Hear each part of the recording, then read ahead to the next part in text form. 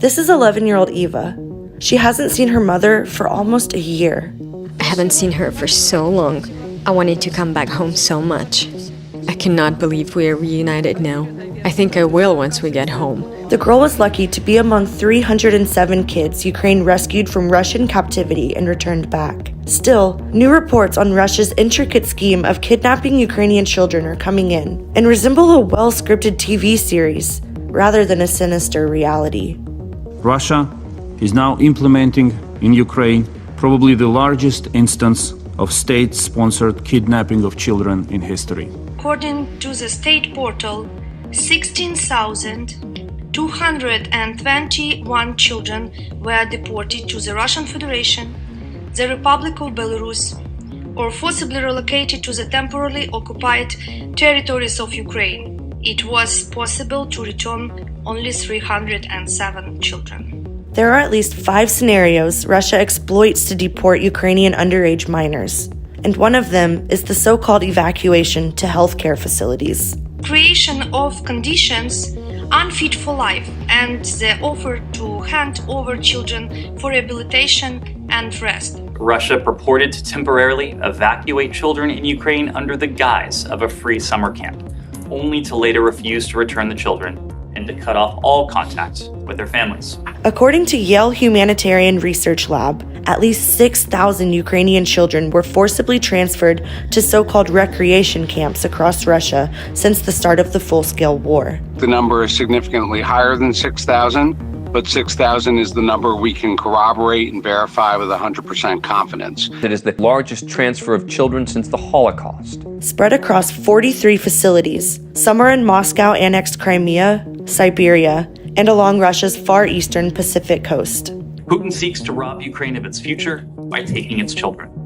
Russia's system of forced relocation, re-education, and adoption of Ukraine's children is a key element of the Kremlin's systematic efforts to deny and suppress Ukraine's identity, its history, and its culture.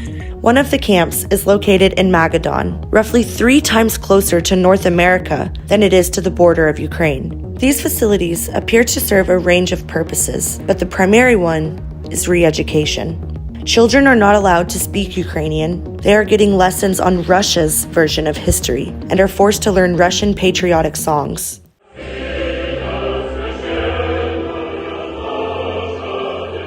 When the Russian anthem was on, we didn't stand up, so we had to make written explanations why we were not doing that. I said to them I would not stand up to sing. Military re-education to fight for Russia's view on history is also part of integration into Russian life. Boys from ages of 14 to 17 are getting firearms training and also training in operating military vehicles. In some cases, Ukrainian children even have their names and ages changed so they couldn't return back home. Many have already been adopted by Russian families in the course of a fast-track procedure.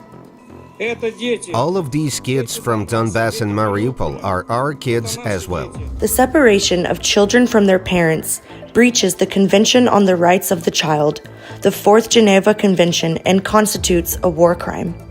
In fact, a genocide. History saw crimes like this before, when Nazis transferred Jewish children into a Germanification program to erase their ethnic identity.